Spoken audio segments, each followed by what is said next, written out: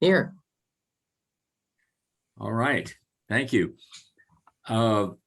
Pursuant to California Government Code Section 54-953, all votes during this teleconference meeting should be taken by roll call. The next agenda item is public appearances. Members of the public who wish to address the commission regarding matters not on the agenda. I don't see any members of the public here in the Zoom. Lisa, do we have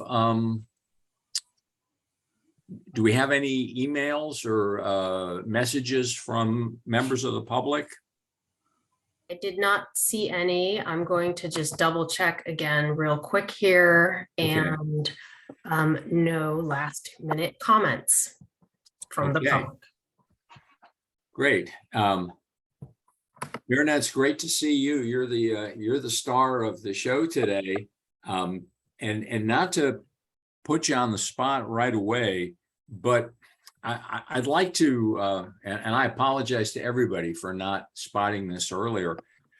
If there's no strong objection, I'd like to flip the order of the first two items. I'd like to discuss the year-end financial report before we get into the July report, which seemed basically to not have much useful information. Anybody object to doing that? Nope. No. Okay. So Myrna, I'm going to turn it over to you for the year end. I guess my overview question to you would be, I know that you and your team, were working really hard to close the books, and we're dealing with the county. What is the kind of the status of the report that was printed out and that we picked up at our branches? Is this an interim year-end close, or is this in fact a final?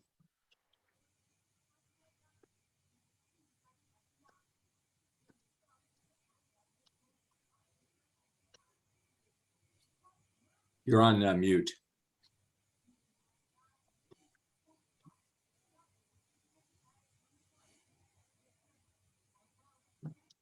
So the year-end report is an unaudited financial report, show you the status of where the library finished at when the books closed.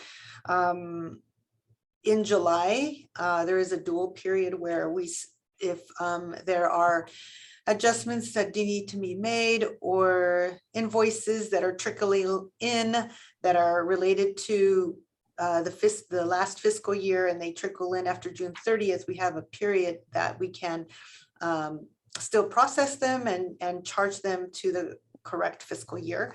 So the books closed in July for June 30th. And this is the report that you're seeing now before you.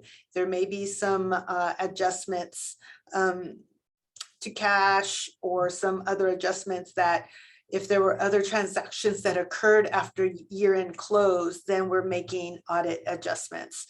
So that is one of the things that you'll see, some minor things, but these are unaudited.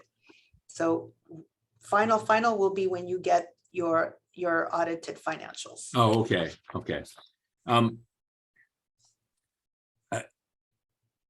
Do you? I had some specific questions, but did you want to make any overview? Yes, I have a PowerPoint. Oh, well, please power away. Okay, so I hope you get to see it. What do you see? Nothing We yet. see you at the moment. Yeah, people. So am I able to share, Lisa? Yes, let me make sure that you have the authority. Okay, I just made you a co-host. Okay, so I think I have to then go here and share my screen. Here we go. Share. And this is looking promising. Yes. Perfect. Okay. From the beginning. Okay, what do you see? Do you see my notes? Nope. Now we just see the slides, but we're seeing the slide for reimagining plan strategic priorities. Okay, so let's start from the beginning. There we go. Okay, so you know, just to look at this at a higher level in a summary sort of way for you at the Finance Committee. These are fiscal year end 21-22 financial reports that are unaudited, as we just talked about. And you know, I always want to present, when I do this kind of summary work for a major point in time, to tie the work that the budget, accounting, and financial services team does to the strategic priorities of the reimagining plan. I don't have to go over these specifically, but wanted to touch on these three priorities that resonate with us. The library continues to have a strong financial position, and a strong financial position serves the community, supports staff to provide consistent, strong community and responsive services. It is important to review and vocalize these actions that are within the reimagining that we as a library have committed to, and the library holds as values.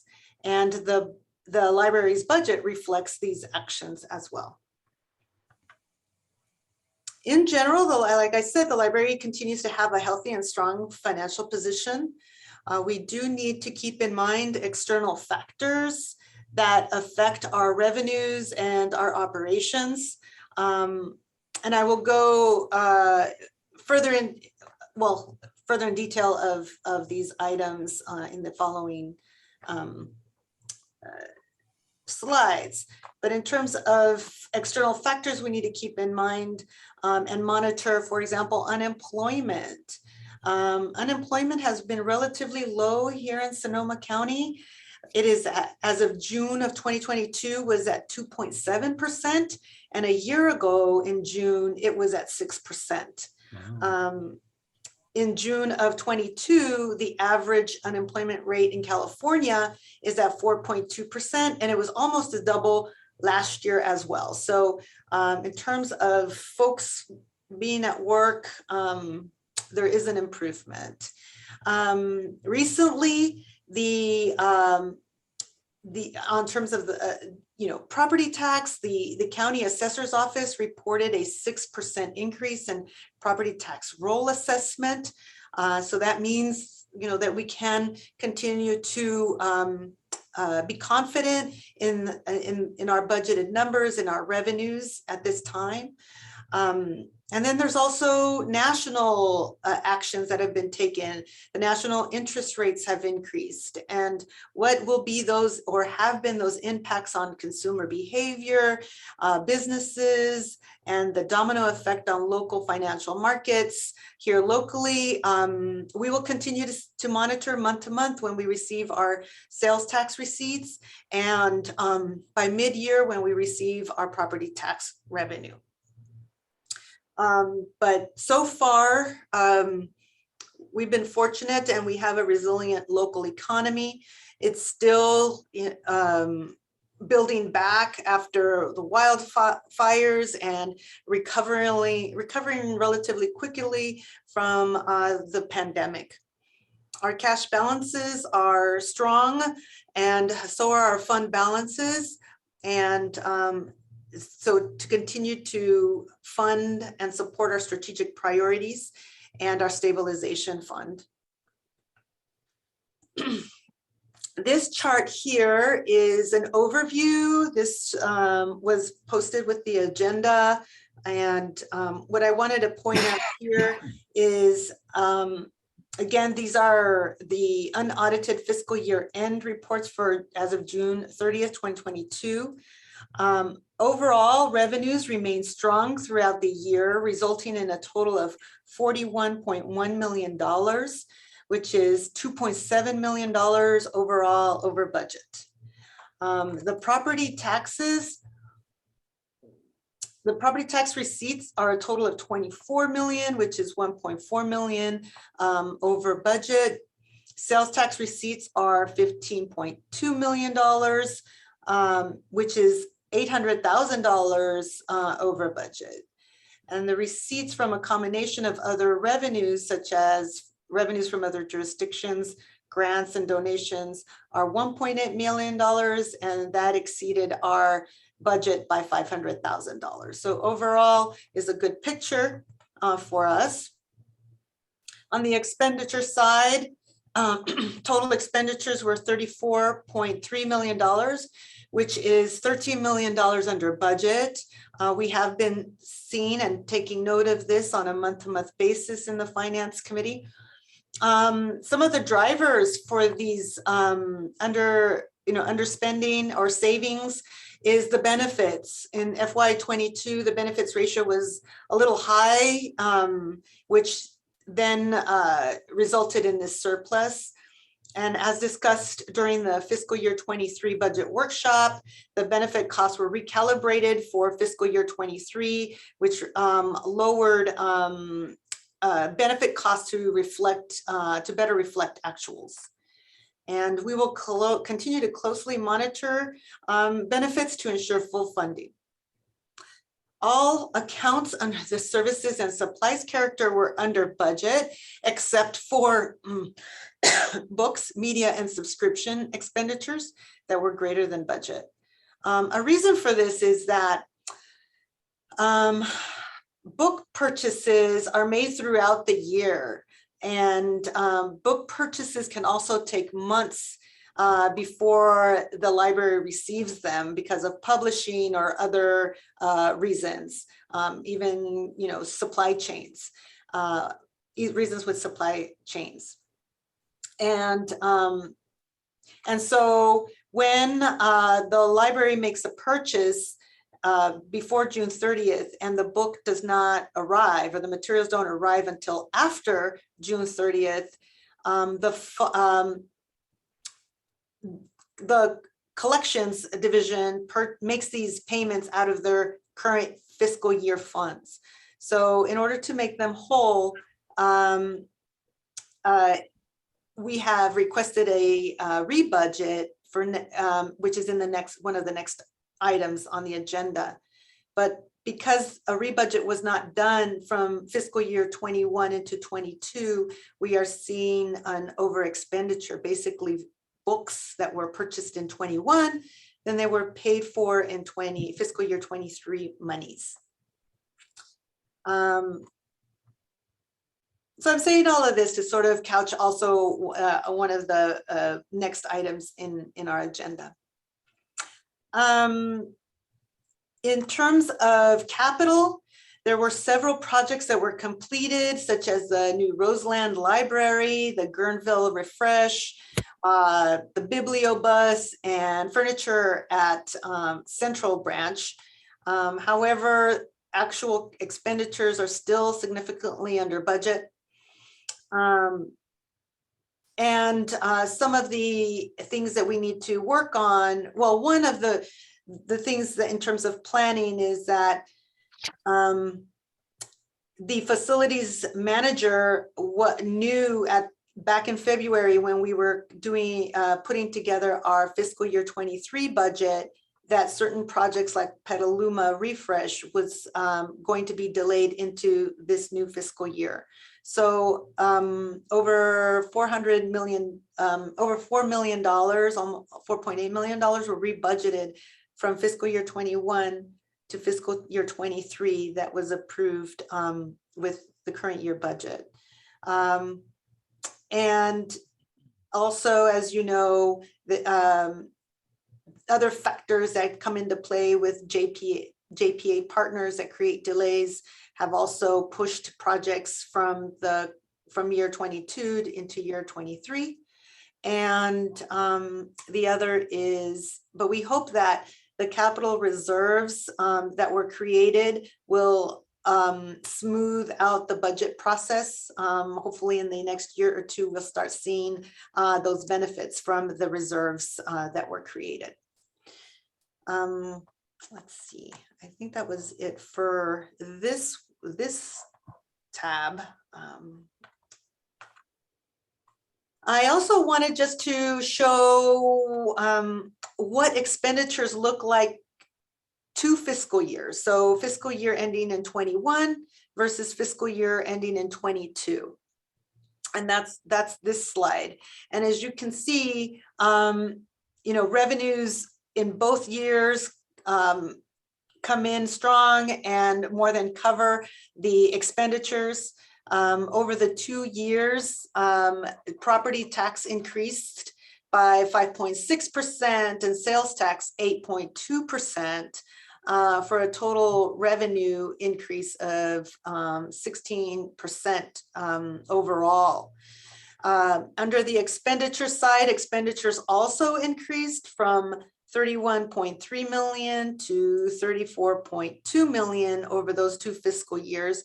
And that represents the work of the library to build back services as places of work and were reopening, and we were bringing back services in person, as well as increasing library hours.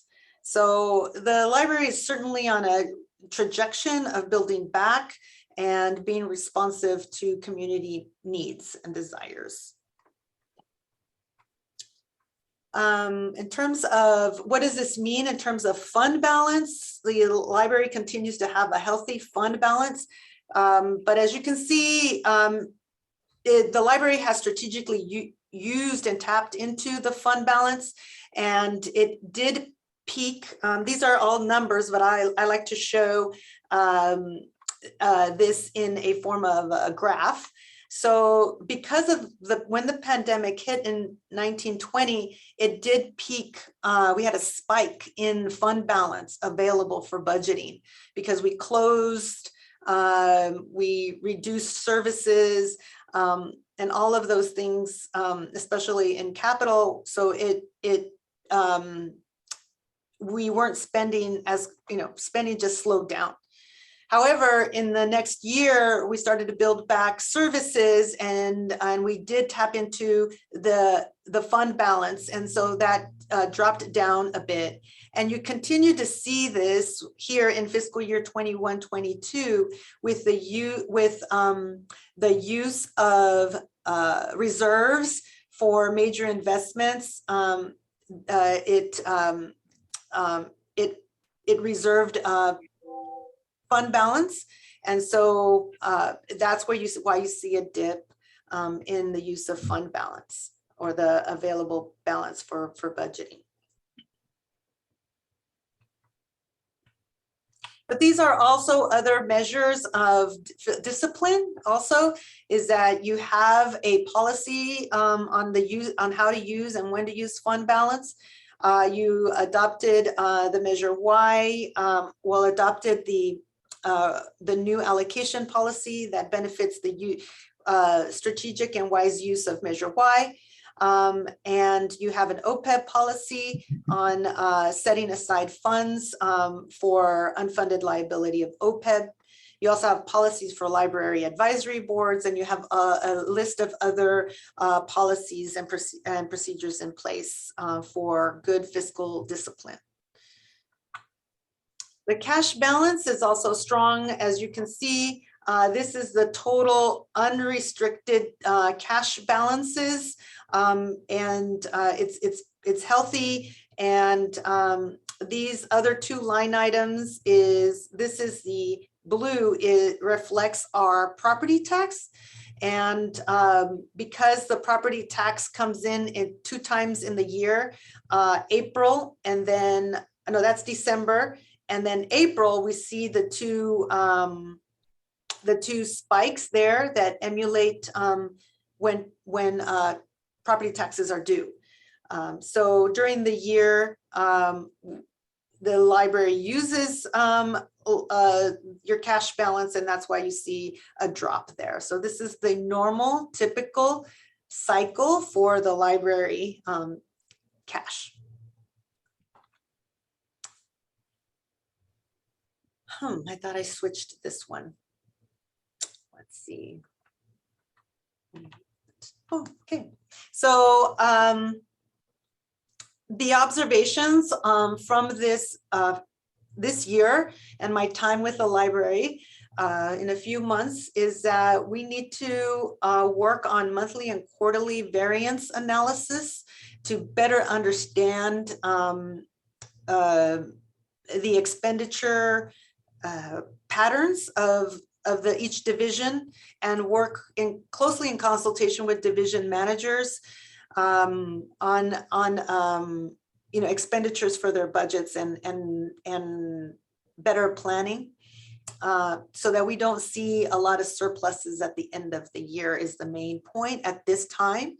And also filling our vacancies here for our Sunday hours, and also filling vacancies here in our budget, accounting, and financial services, so that we can support these ongoing processes and procedure improvements. And also we will have continuous improvement and updates on internal controls, such as cash handling, our bank accounts, and purchasing. Developing training materials and providing some clarification for the entire system. Also, ongoing staff cross-training here in our budget, accounting, and financial services team. The next steps for the year end is to continue to work on the fiscal year 22 audited financials and continue to prepare. We are partnering, or I am partnering with our county services to prepare those financial reports, and to continue on improvements. So the review here of the finance department, and like I said, more frequent review with division managers and our staff here to continue ongoing training. So again, just in summary, the library has a strong financial position supported by our financial reports, and given a lot of media coverage and questions about economic uncertainty, with increasing rates of increasing rates for lending and borrowing, and such social and global unrest, how does that affect us here locally, and how do we continue to be nimble to respond to any changes that happen here and affect us? So we need to continue to be strategic in using our fund balance. And again, on my list is still the 5-year financial projection plan for revenues and expenditures. And again, also on the forefront is our Measure Y renewal. So I think that is it for my presentation. And I know some of you will have some specific questions. Well, first of all, thank you so much, Myrna, for that overview. I appreciate it very much. I see Barbara's got a hand up, and then Dave. Barbara, please go ahead. Thank you. Great overview. Really appreciate that. First time we've really had this kind of big picture clarity. And again, you continue to impress us with your reporting and your analysis. It's really great to see it. And Myrna, appreciate it. I had a couple of questions. On the revenue side, I did a calculation and showed 58% of our revenue coming in from property tax, which is the first time I remember it dropping down below 60%. And I thought, what's going on here? And there was this kind of significant chunk that's from 1 million, which is other jurisdictions, grants and donations. There seem to be big chunks that come in. I'm on page 6 of the July 31st report. I don't think it matters which one of these, but this is a report under the revenue. And there are these kind of big chunks of money that come in December, and there are these transfers. So I wondered, because we've never really talked about this before, I know these have to do with state laws and money being moved around a little bit. I wondered if you would just kind of enlighten us all a little bit about the transfers, because they're kind of significant chunks of money. That's just one of my questions. Yeah, thank you for that. Yes, the transfers are the redevelopment legal requirements. So as you can recall, when the redevelopment agencies were dissolved, they still had much debt on the books. And the county is the one that manages all of that debt. And I'm not extremely well versed, but the library's revenue stream is also on the hook for ensuring that those obligations are paid. And I do know that we're almost there in terms of closing those debts. The county has advisory groups that review these on a regular basis. My last conversation with the expert, well, not quite the expert, but someone who was able to enlighten me, said that we're pretty soon going to be able to close this. And I don't know what that horizon is, but hopefully, in the next few years, we'll finish our obligations. Okay, so they're actually a property tax that were redevelopment funds that other agencies have, and they're been redistributed. It's kind of a bump, and the bump's going to go away, right? That's kind of the gist of it. Okay, thank you for that. I think it was important that we kind of get that out on the record. I also want to talk about the big picture about our unrestricted reserves, but I'll bring that up in a little bit. On page 18 of your report, you're talking about projects completed such as the new Roseland Library. That's a little confusing to me. That's really the Roseland Library, right? I mean, we aren't talking about the new one that's going to be built. Oh yeah, I'm sorry. I didn't mean to confuse you all. Yes, I was in my own world, and I meant the current library Roseland location. So there were still some little expenses still trickling in this past year, I gather. Yes. And then in that same category under capital, you mentioned some issues when collaborating with JPA partners on major projects that create delays. Are we bumping up against that against anyone other than Petaluma? That I know Petaluma's been an issue about probably the fire suppression and possibly other things, but is that the only particular one that we're dealing with right now? I'm gonna ask Erica if she could elaborate on that, if she has any specifics. Sure. I think Petaluma is the only one that has, but Healdsburg, we were also, I believe, going to start Healdsburg last year as well. So, but I don't know what Dave's timeline was, but I know that it was mostly Petaluma that was the issue, because they decided to apply for that grant, and because we're not going to hear about the grant, the Build Back Better grant, until sometime in the next couple of weeks, we put that project on hold. Like this was in February, where we were slated to close and we were all ready to do that, and they put everything on hold. So they're the one right now that we're waiting on. Okay, so none of the rest of us, the jurisdictions, have anything problematic. Correct. Let me just ask quickly my last question on this page. These are all great reminders for improving the policy and everything that you've got planned here for the next year, Myrna. I was wondering about this issue about retirement payouts and what the reference is for that. So we have a health reimbursement accounts, and so we have a separate bank account for that, and we just need some clear procedures on the use of those funds. We do have an MOU, and we do have a process. It just needs to be codified and put in writing.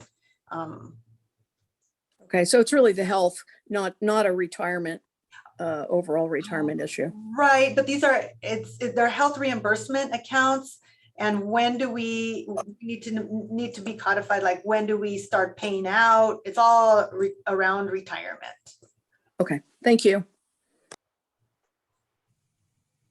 Okay, Dave, you have some questions also. Yeah, Amir and I want to compliment you on the strong, more than strong fiscal position that we find ourselves in, and the clear exposition in your PowerPoint. Could you please send us a link to that PowerPoint? I think it'll be very helpful. I'm glad you mentioned social unrest as a factor. We know that there are two ways that a Measure Y renewal proposal can get on the ballot. One is if a citizen petition puts it on, in which case it needs a majority of the voters to pass. The other is if we ourselves put the thing on, it requires a 2/3 majority to pass. My view is if the vote were held today, we would not get 2/3. If we get a majority, we would not get 2/3. There have been repeated attacks on our system in the past year. Some would say this is just a handful of individuals. I think it's the tip of the iceberg.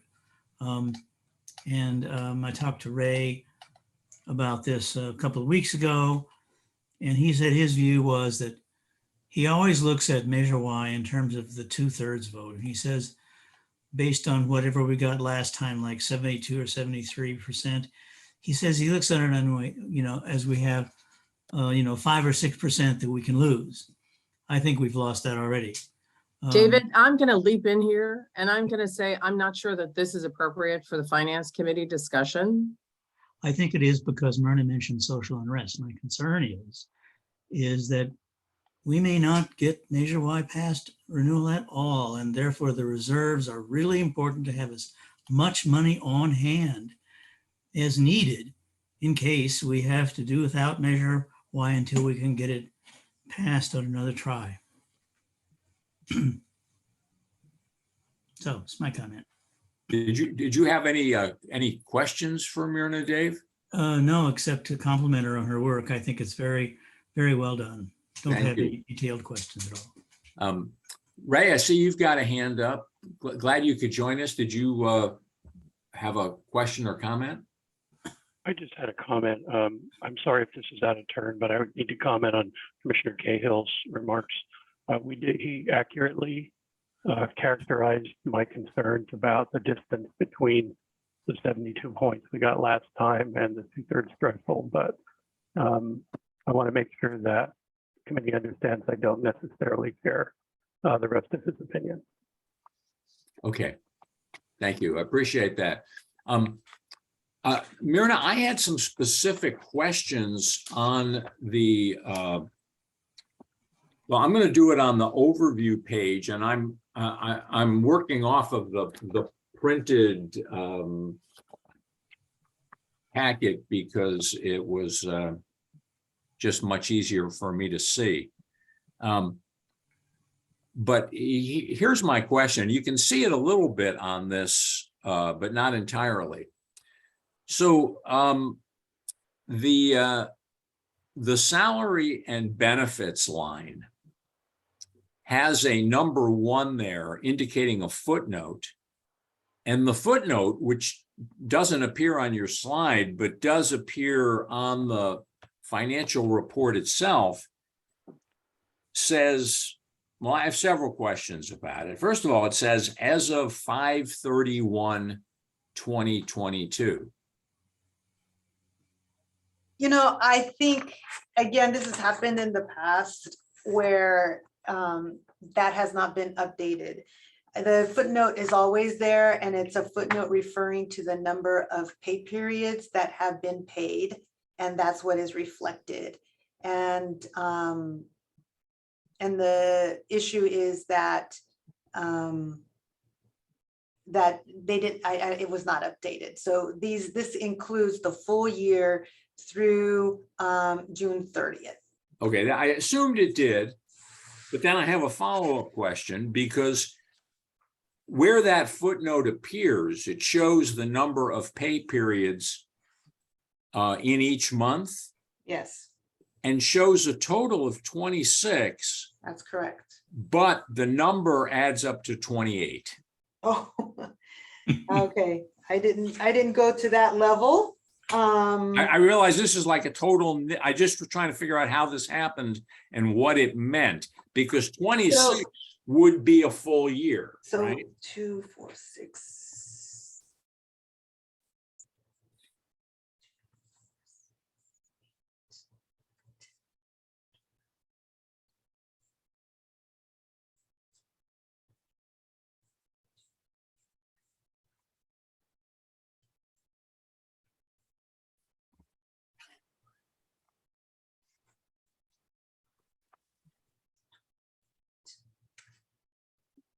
So my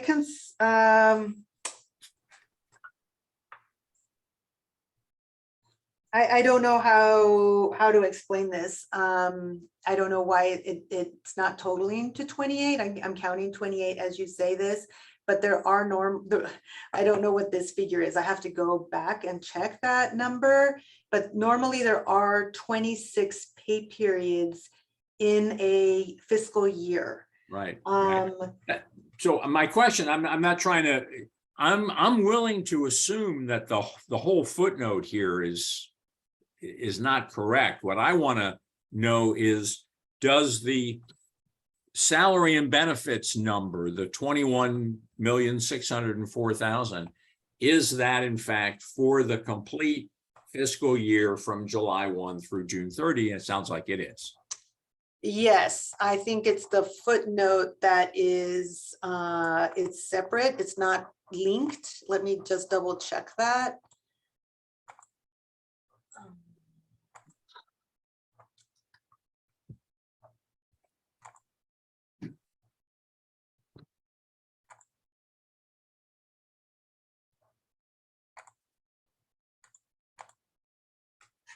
Yeah, these are not linked. Yeah, these are not linked. Okay. So, All right. and, you know, and so that's interesting. I'll have to follow up because the formula here is a little off. So I have to go back and I could email you all on like how this comes about. But yes, these numbers I in terms of total salaries and benefits have been making sense over time, and they're complete. I think the footnote is incorrect. Okay. The other question I had on this page is, and again, it doesn't show on your chart, it shows on the financial report, the summary page. And this is the sales tax figure that's reported for June. Mm-hmm. And it shows 3,711,000, Mm-hmm. which is, about 3 times what we would normally expect. Yes, so what happens here is because, as you know, we do not get the sales tax receipts are 2 months behind. Right. So in June, we have to book an accounts receivable. So everything through May are actuals, and this is an accounts receivable. So we need to account for May and June in that figure. So what I'm going to assume that 3.7 million includes the actual receipts that came in the month of April and were given to us in June. Right. Plus some estimate of what we're going to be collecting yes. from May and June. Is that yes. correct? Mm-hmm. Yes. So it's the actuals the actual receipts that we receive in June, which really reflect the month of April. And then the last 2 months that we don't come in until after June 30th, and we book a receivable, which is an estimate. Okay. Now I'm assuming that we're now at April 15th. Do we have an actual number that came in July for the month of May? Yes, but it came in after the year-end close. So so the actuals could not be booked at that for the month of May. Okay. Okay. I had nothing else on the summary page. Anybody else have any questions on the summary page?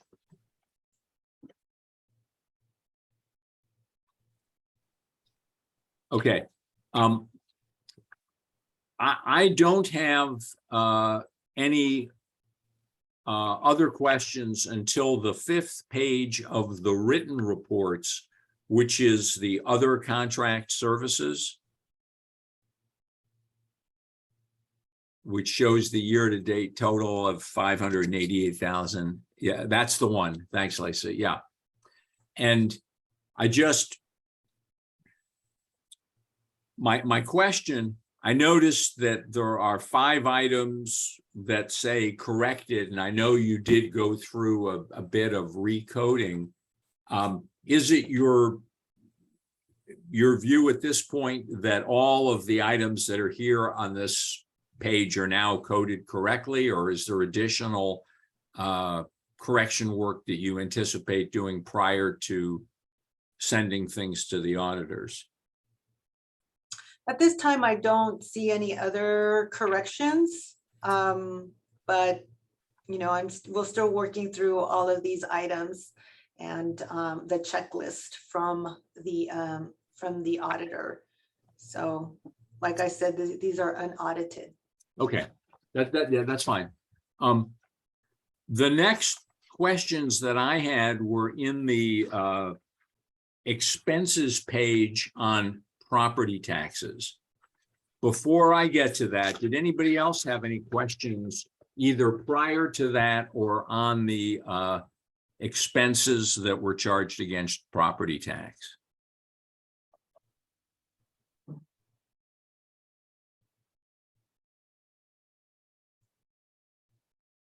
Okay, I'm gonna just jump in here, and let me preface this by saying that I understand that overall our expense picture is very good, represents good control. I'm not trying to,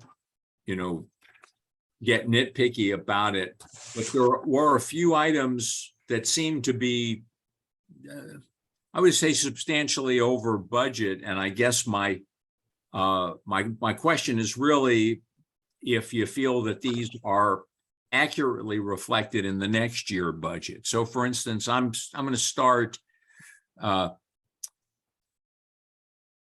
with and there are some I'm going to skip over because the amounts seem pretty de minimis, but 51032 janitorial services, we were at 139% of budget.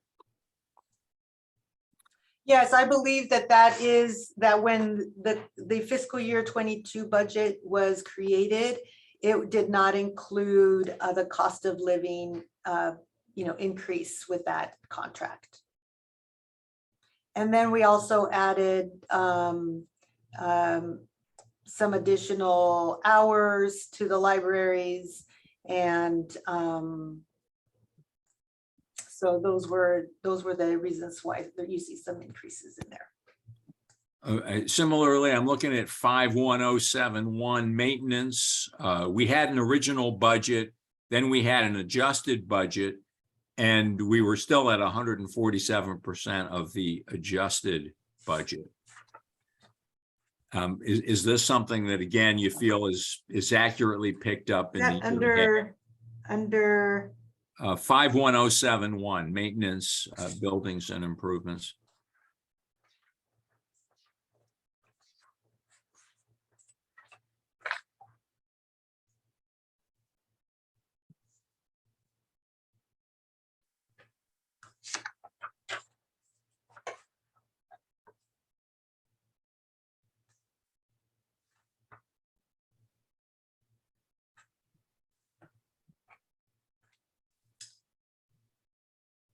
Yeah, here I am not sure what that could be.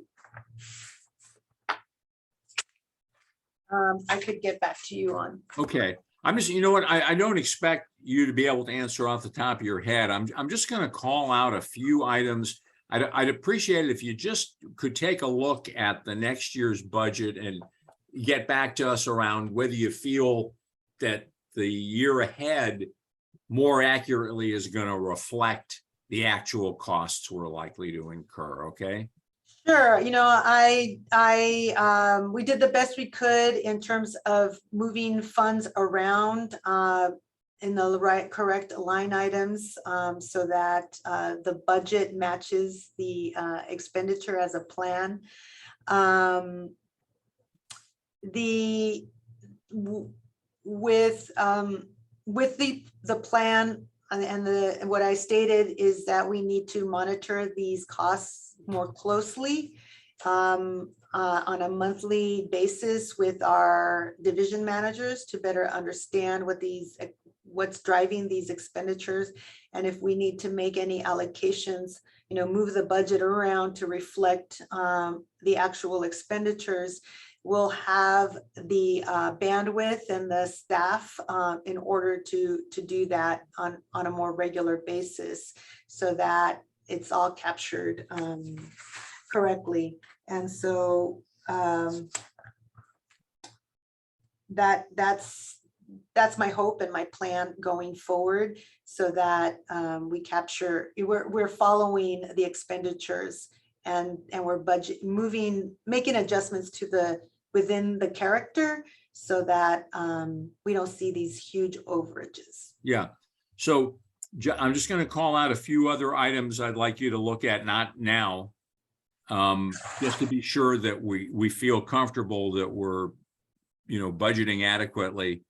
51205, 51207, 51901, that's telecommunication data lines. We were way off on our estimate there. And then I had questions about two items. One is 51916, county service charges. We had budgeted $40,000. We had no expenses up until June. And in June, it was 105,000. Do you happen to know what these service charges relate to, Mary? Yes, so I can speak to some of these items here. Okay. The county service charges are costs for supporting our financial systems. You know, the county is our treasurer. They also help us with the accounts payable. So these are regular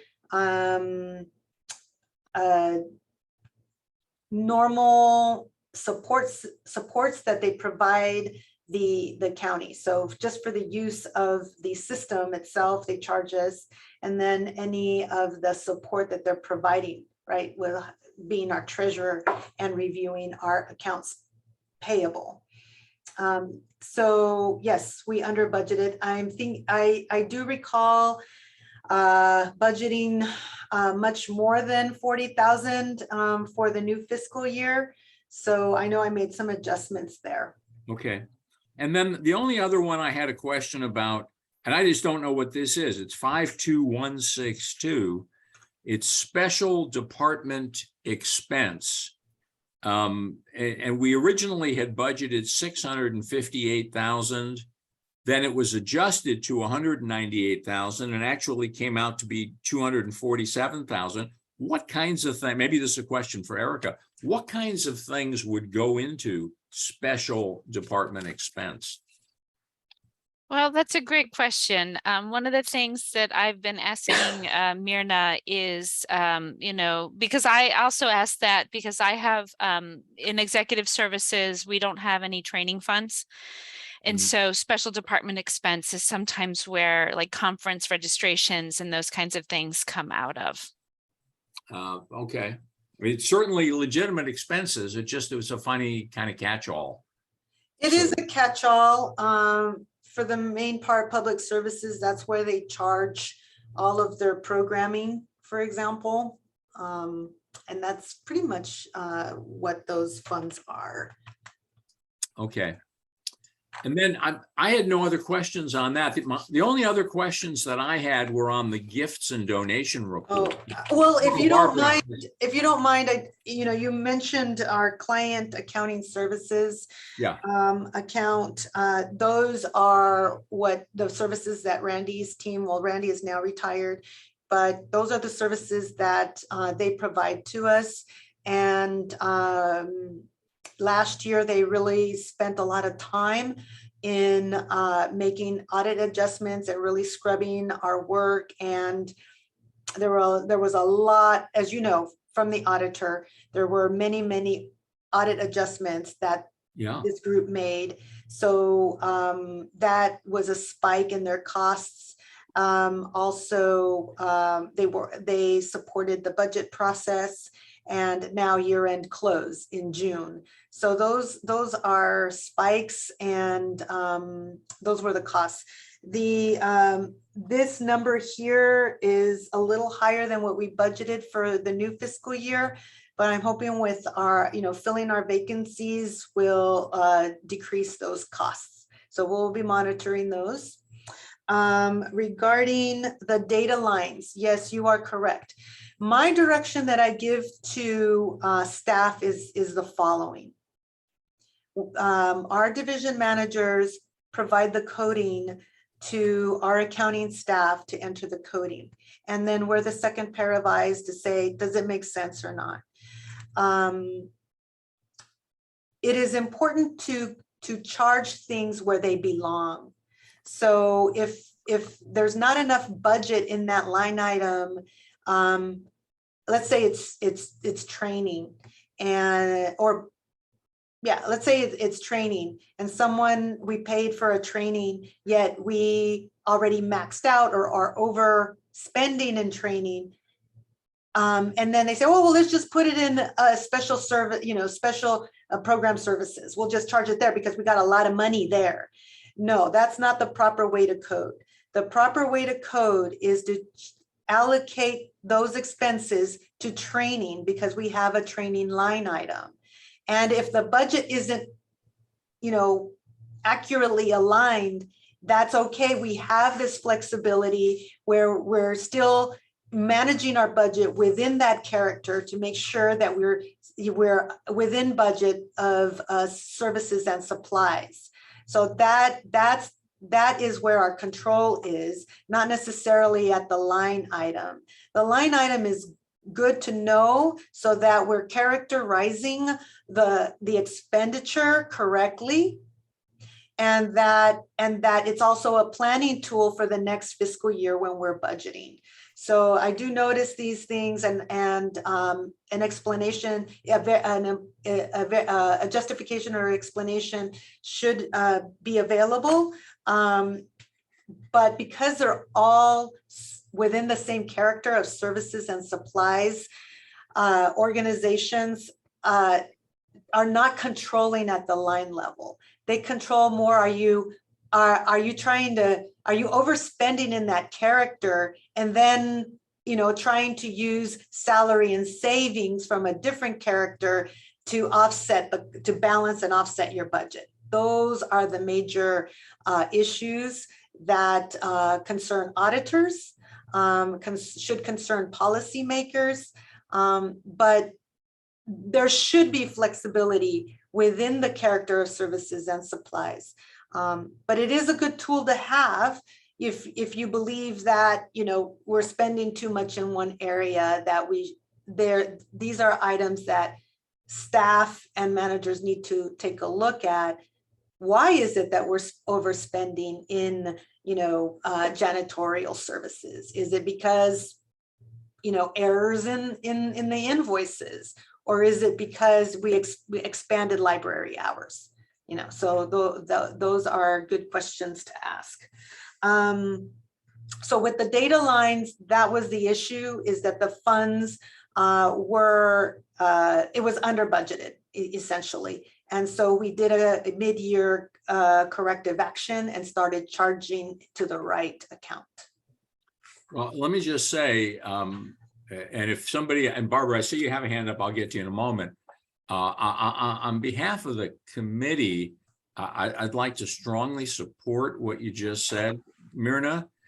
Our goal is not to hamstring the library staff, and we, certainly trust you and Erica and the leadership team to make appropriate adjustments within categories. But that said, we would strongly appreciate it if expenses were coded to the correct account, because it enables us to understand more accurately what's actually going on, ask more intelligent questions, and when appropriate, offer guidance or priority. That's all. Yes, I'm in agreement, and that's why the priority is to code to the correct account, and because that'll reflect our operations, so that we make good decisions on operations, and we make good informed decisions on good information when we create when we develop our budget for the following year, Okay. or need to make any adjustments mid-year. Yes. Erica, I'm gonna let you go first, and then Barbara and Dave. Yeah, I just want to confirm what Myrna is saying, and this is the conversations that we've been having as well. I think it is important that we properly, track the expenses, but what she is saying is that we don't have to be tied, that we can move money around, but it is important that we know where we're actually spending the money, so that when we do our budgets the next fiscal year, we can do them appropriately, so we can anticipate those expenses. Yeah, I agree with you. That's all I'm trying to do here. I mean, what's done is done.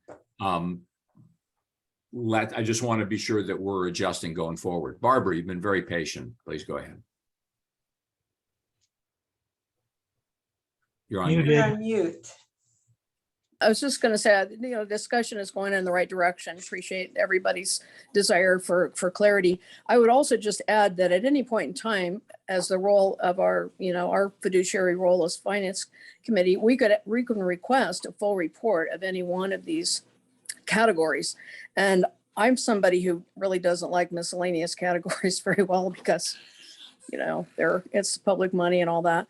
So, for example, if we still have questions about the special department budget, I don't think it's out of line for finance committee occasionally to ask for the detail within a category. So I'm just putting that thought forward. But I obviously, Eric and Myrna, you're thinking along the lines we are. So thank you. Okay, thanks, Dave. Yeah, I just want to echo what Andy said. My view is that we're much better off with regard to particular items and particular accounts now than we were last year at this time. And the whole system is playing catch up. And I'm very pleased with the progress here. Thank you, Dave. I am too. I had only one other question, and Myrna, I appreciate your patience as I've gone through this at an excruciatingly detailed level. But I'm on the, I see it on the gifts and donations report, and then again on the bequests report. So maybe let's go to the gifts and donations. Yeah, Lisa, if we can move that over so we can see the headings on the left. My question is about 44050, unrealized gains and losses, because in this case, there was a pretty substantial, I guess, unrealized loss. Can you talk to us about where is the money that it would incur unrealized gains and losses? So gains and losses are what was expected in all of our funds that are pooled with the county, and the county calculates whatever the earnings were on those cash balances and allocates them to our funds. And there is this fund of gifts and donations that has a balance of cash balances of over $1 million. And so the county is attributing a loss in interest for this fund. I don't know the details. I can certainly ask. But overall, let's see if we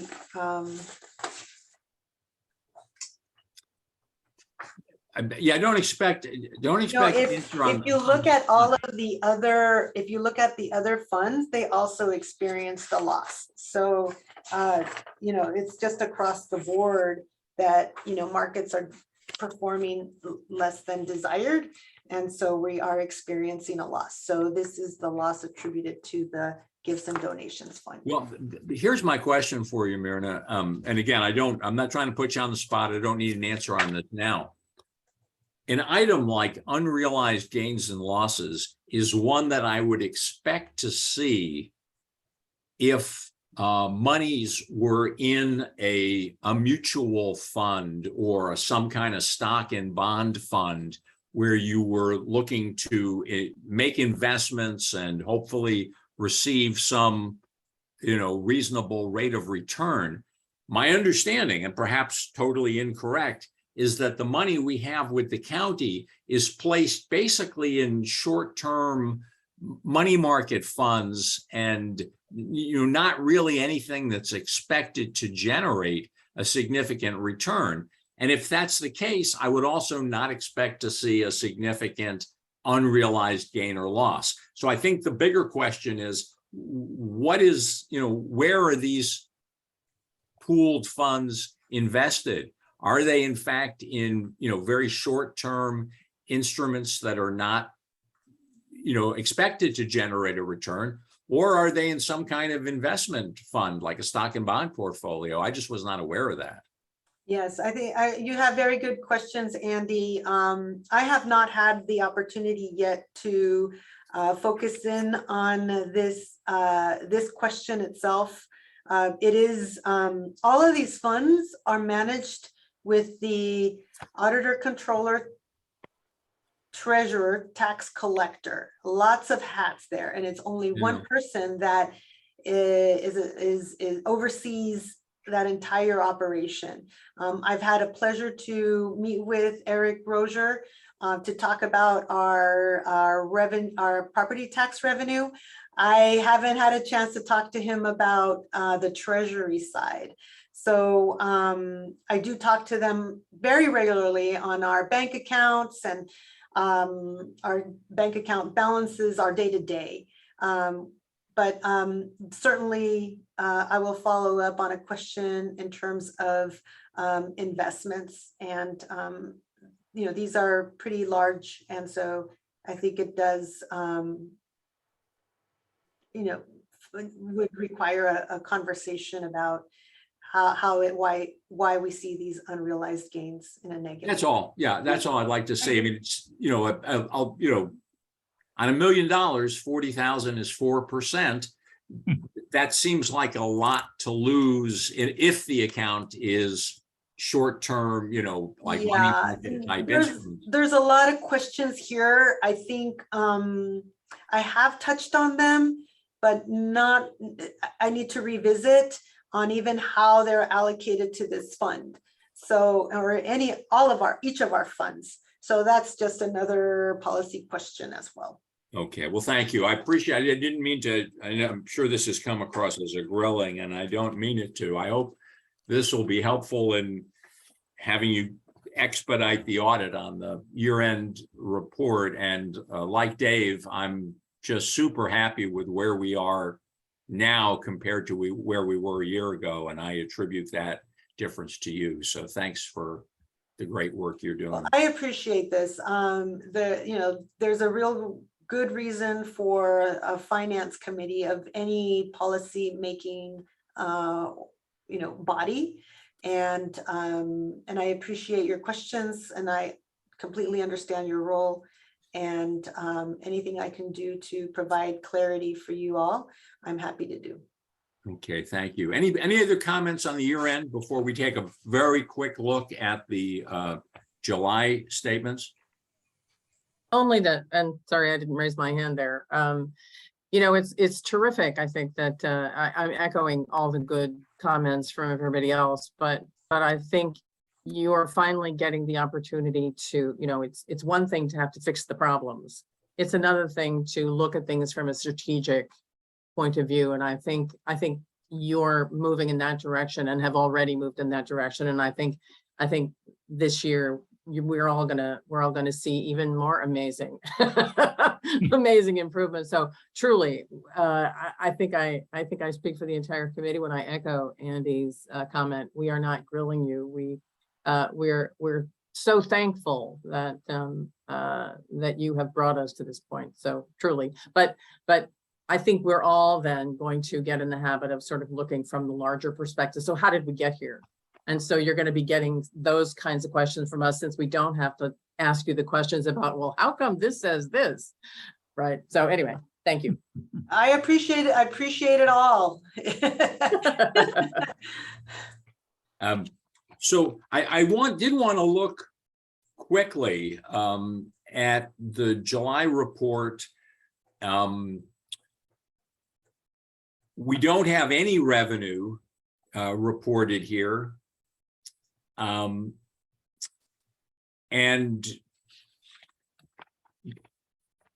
there's a limited number of expenses. Do you want to say anything quick in overview, Myrna, or do you just want to take a— Yes, of course. As you know, property taxes normally come in December and April, and there may be some trickling other payments that are made throughout the year.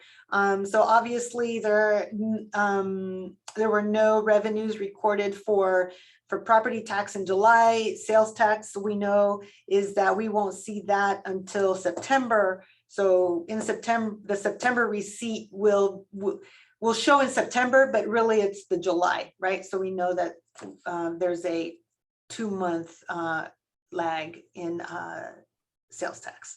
We did look at the bottom of this first page. If you could scroll down a little bit, please, Lisa. We've got that problematic footnote again. I know you'll take a look at that because clearly this is not through 5/31/22.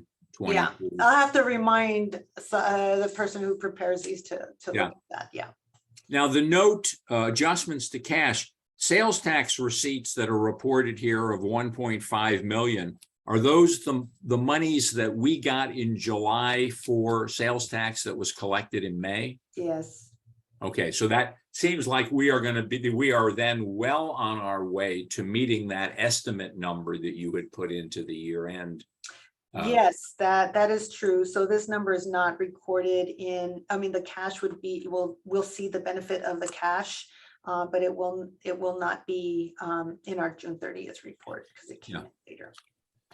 On the summary report, there were, we're 1 month in, so we're looking at, on a straight line basis at about 8%.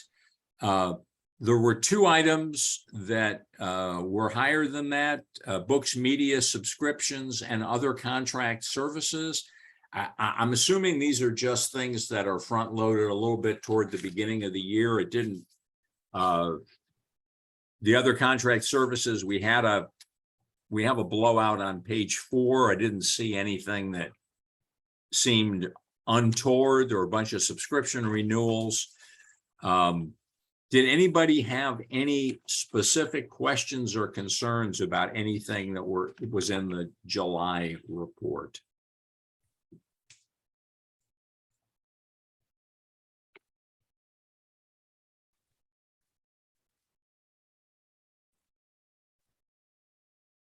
Seeing none, I'm going to say that given the scrutiny that we gave to the year end and the limited amount of information that's here in July, I don't think it's a good use of our time to pour over. We'll look at trends as they develop over the next couple of months.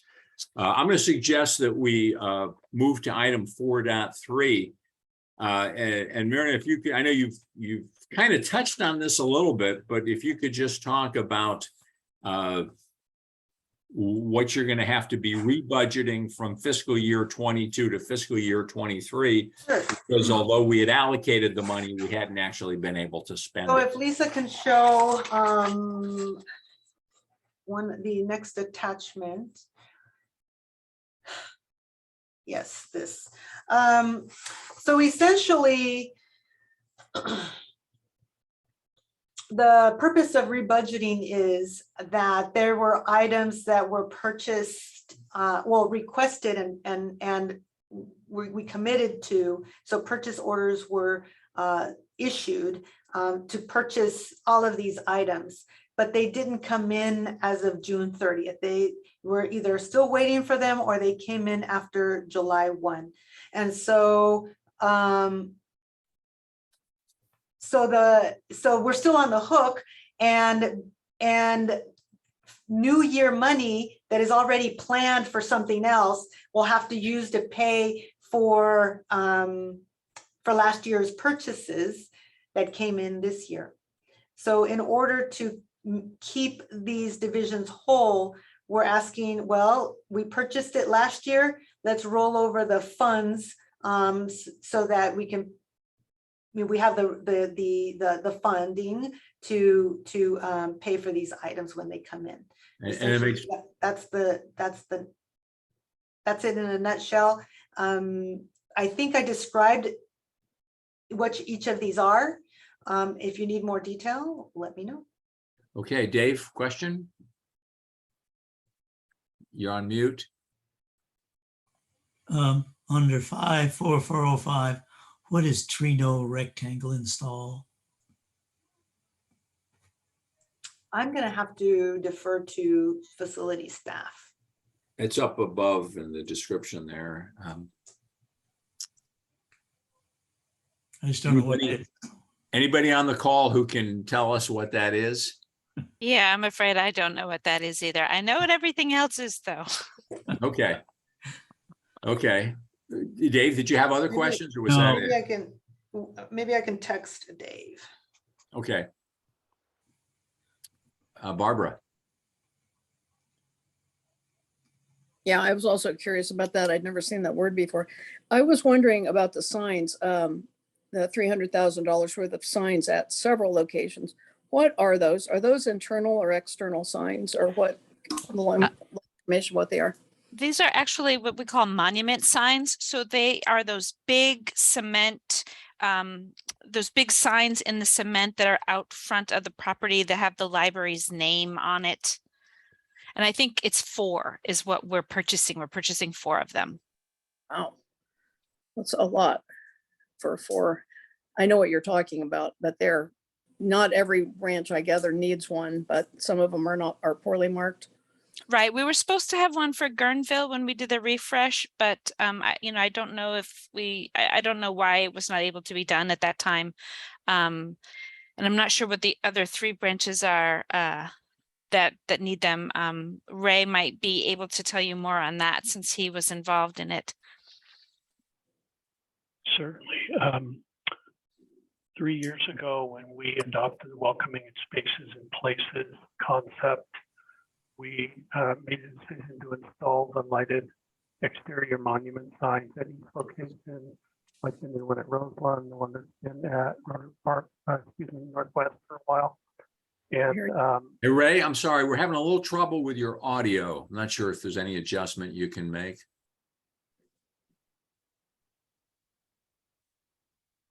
How's it now? Much better. I apologize. So we had previously budgeted exterior lighted monument signs. They fulfill one of our fire code requirements to have an exterior lighted address, and it's a standard way of branding the libraries. There's one at Northwest. There's another one at the temporary Roseland branch, and they are budgeted at a not to exceed $25,000. That was a quote from a local sign company that's built 2 for us so far. Sometimes they're a little more, sometimes they're a little less, but involves actually building a permanent pedestal, running power to it, fabricating a weatherproof and vandal-proof sign. As Erica said, we tried to get this into the Guerneville refresh. It didn't work out timing wise, so it's next on the list. Healdsburg and Petaluma are both on the list, and I believe the fourth one is in there as kind of a contingency in case we start another refresh or we have the time and energy to put it at another branch. Thank you. Okay, thanks very much, Ray. Appreciate it. So, Myrna, I'm just going to play back what I'm sorry, Deborah.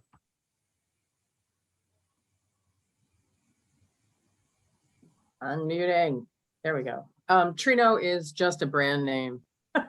It's just Erg International is a manufacturer, and Trino is just one of their commercial lines. Okay, thank you. So I'm just going to play back what I'm hearing, Myrna. These are all expenses that have already been authorized by the staff. These items were purchased, but they haven't been delivered and therefore have not been paid for.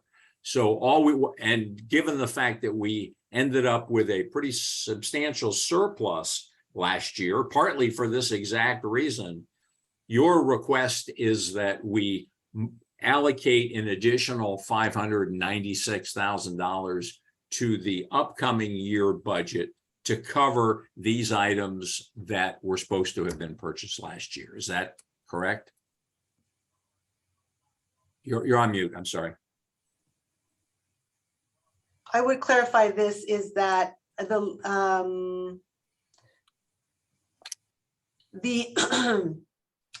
everything except for the signage has a purchase order. So these were items that we actually took action to purchase, and we have a purchase order that we issued. The outdoor branch was there were funds. There were capital improvement funds in fiscal year 22, but these signages were not completed. And so at this time, staff is making the arrangement, so we need to just roll over the funds.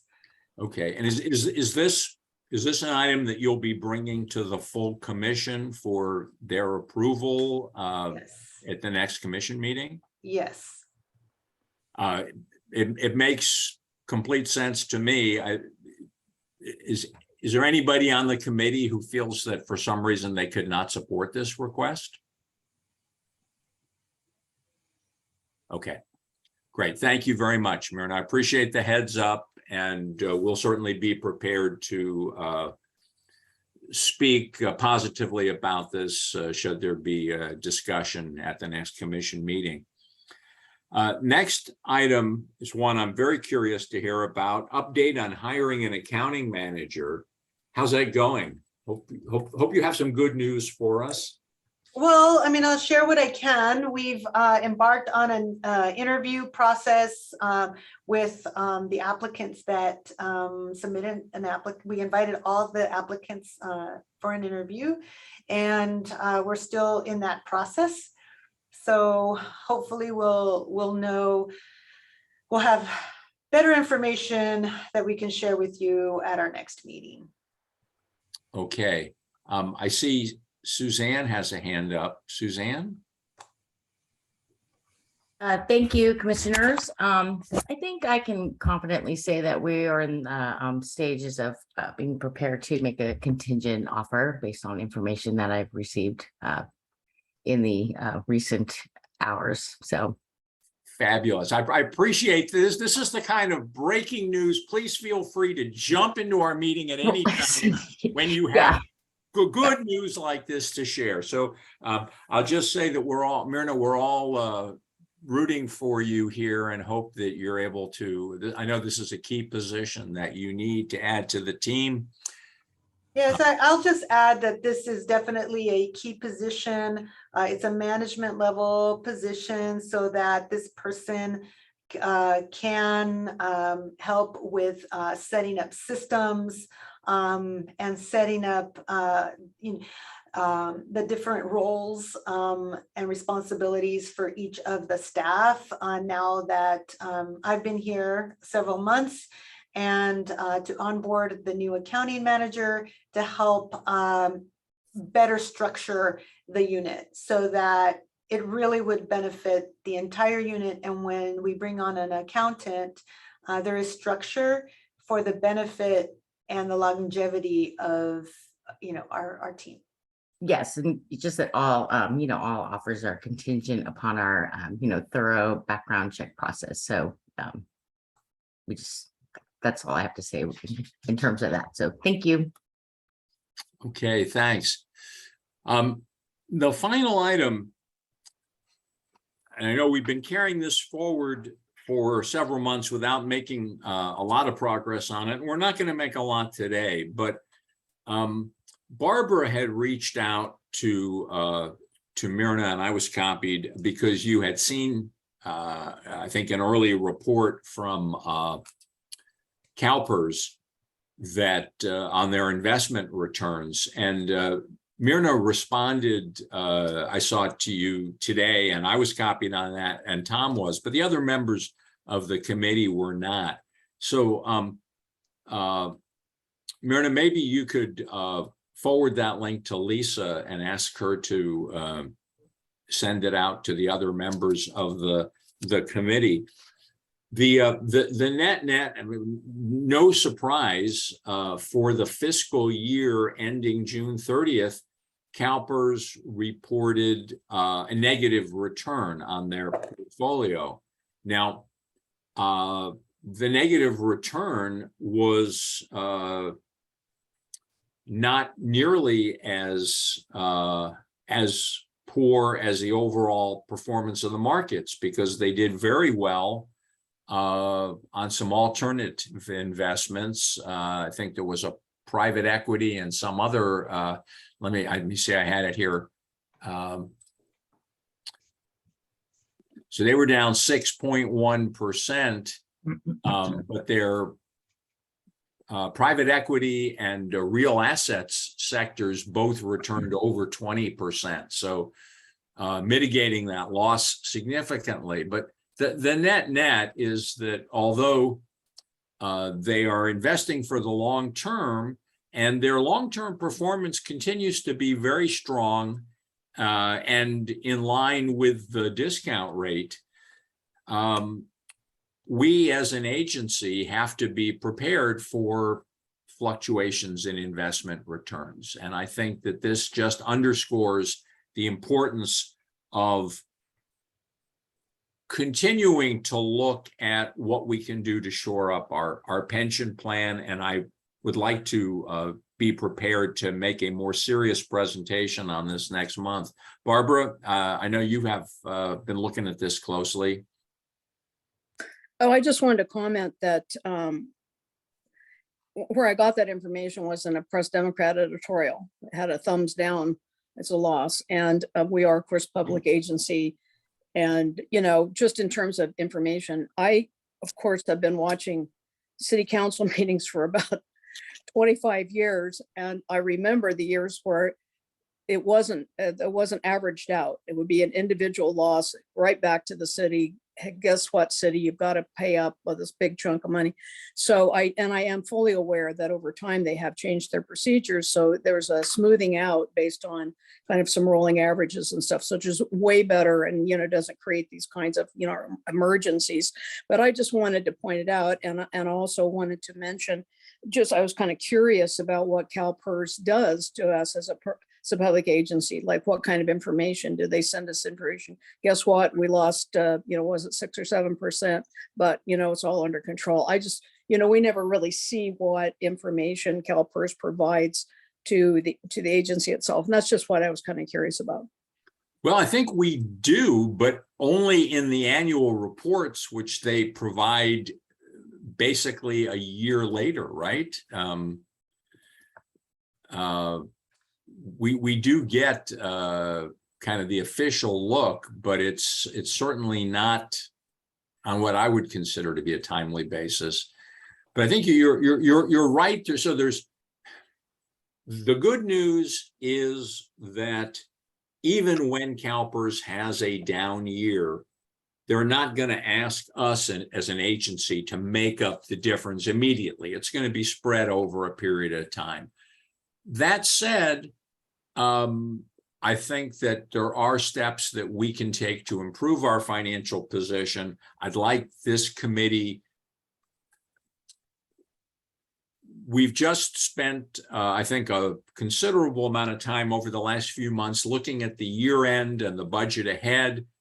Now that we're getting into the start of the fiscal year, and it will be a few months before we have any trend data, this would be an ideal time for us to take a deep dive into this issue and see if there's actually a recommendation we want to bring to the full commission. So I'm going to propose that for the next month's meeting, we do that. And I may be reaching out to some of you outside of this meeting format for input and guidance on this. Any other questions, comments, suggestions? Before we adjourn, Dave Chava joined the call. If anybody would like the clarification about that one item. Oh, Dave, that's awfully nice of you. Hi, everyone. How are you? We're doing great. Thanks for jumping on short notice. Really appreciate it. No There was problem. We had Commissioner Dave Cahill was wondering what's a Trino rectangle, and Wow, that's a coffee table. it's a coffee table. Yeah, there's two coffee tables that we didn't have in our furniture order for the Guerneville branch, and so they were ordered as soon as we realized that. So we're still waiting for those. So I'm just curious then that we're looking. I don't know. You're able to see what's on the screen Yeah. here? Yes. We're looking at account 54405. Construction in progress. Yeah. $350,000. Is this little description below that a good summary, or is of what that $350,000 is paying for? Yeah. Let's see. So we're looking at So these are new electrical panels at Petaluma. And then the outdoor signage was a rebudget from graphics to me to handle the outdoor signage. okay, and Ray was saying that those outdoor signs are about $25,000 each. Does that sound right? Yeah, that's roughly correct. Yeah. So we're looking at about a dozen of them. Well, we already have several, so we'll have to, see exactly how many we need. But that should cover us until we find out further. Okay, questions from the committee?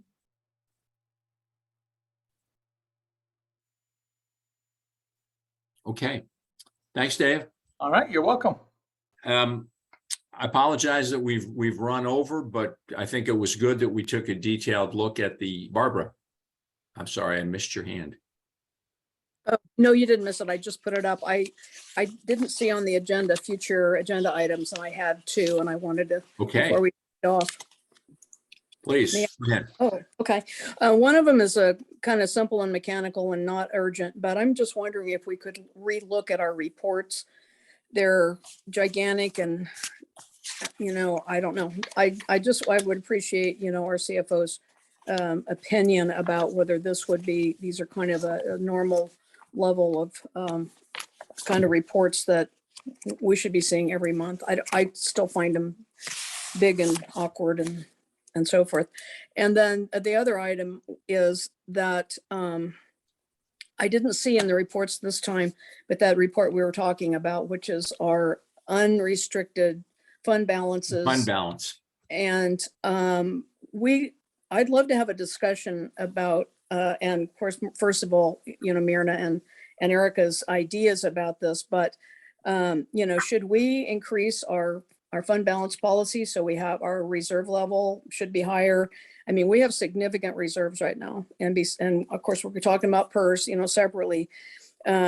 Wondering if we should be putting money aside for interiors of Roseland, money aside for fund balance.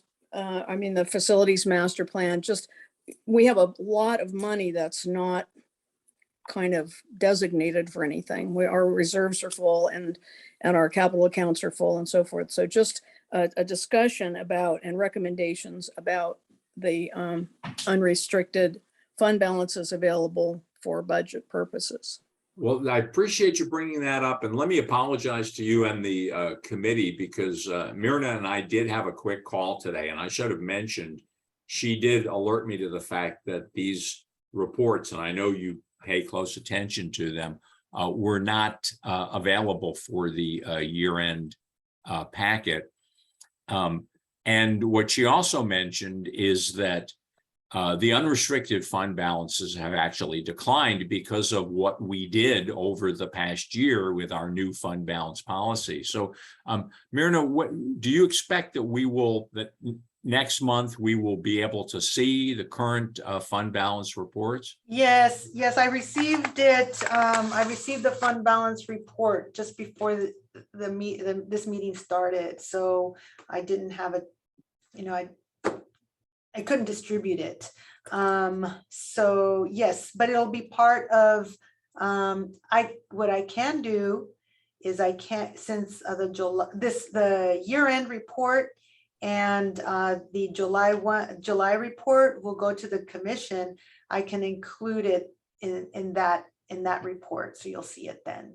Okay, well, why don't we do that? And then I'll look to make this a future agenda item, Barbara, so that we can have that.